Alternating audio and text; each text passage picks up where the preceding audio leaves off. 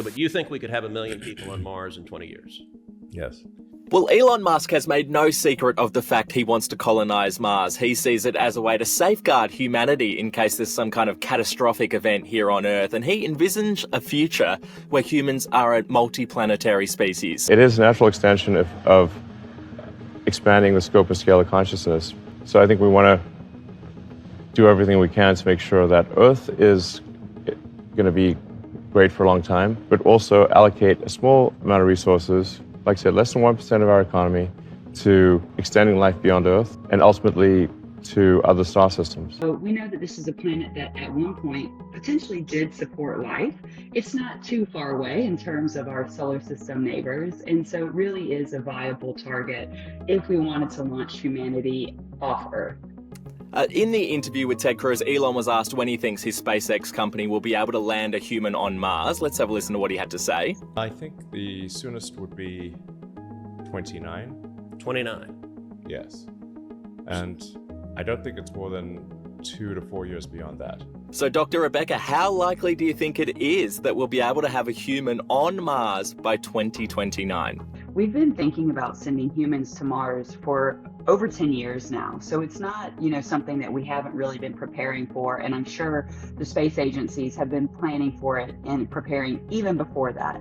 So I won't say that it's totally unlikely. The question is, what is the risk that's involved with it? I think, overcoming the major hurdle of seeing Starship successfully test, successfully refuel in orbit, and demonstrate that it can safely carry crew is probably the biggest hurdle that we see right now. I think there's been a lot of focus on colonizing Mars and, our species long term. But really, as a scientist, to me, the real value in going to Mars is not actually, necessarily about our species surviving, but about the fact that human beings as scientists can uncover in real time what robots could never do in tens of years. Let's say that we do get a human on Mars, in 20 years living in a self-sustaining city. What would that look like? Well, one thing we haven't even touched on yet is the fact that Mars does not have the same gravity as Earth. It's much, much lower because Mars is a much smaller planet.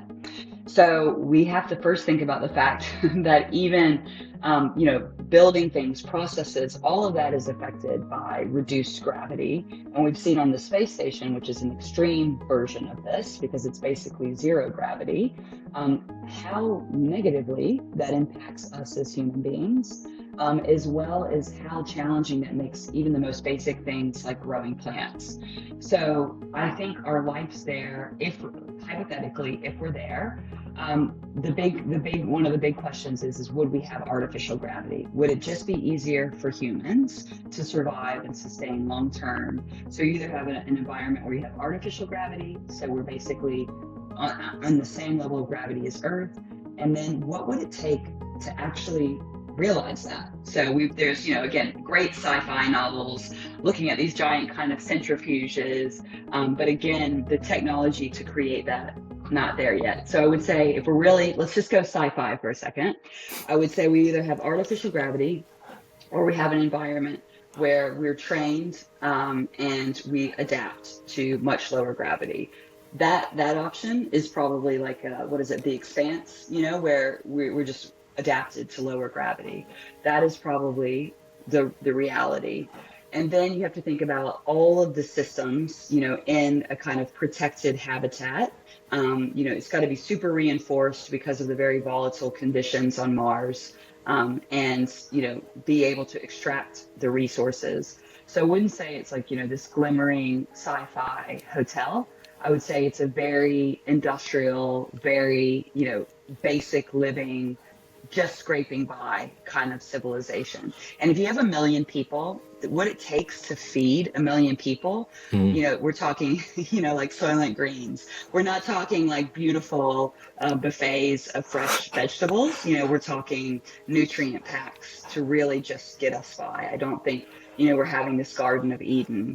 If we're thinking a self-sustaining city in the next, quarter of a century, it is going to be the most basic technology to just keep us, protect us from the elements. So it's not a glamorous life. And to be fair in all of this, I am totally happy for the robots to venture out into space and for me as a human being to stay on this planet where I evolved to live. Just even flying on a 17-hour flight from Melbourne to LA is not the most comfortable thing. And I think about what human beings would have to endure just to get to Mars. And once they're there, what they would have to undergo. I would love to see humanity make that incredible milestone.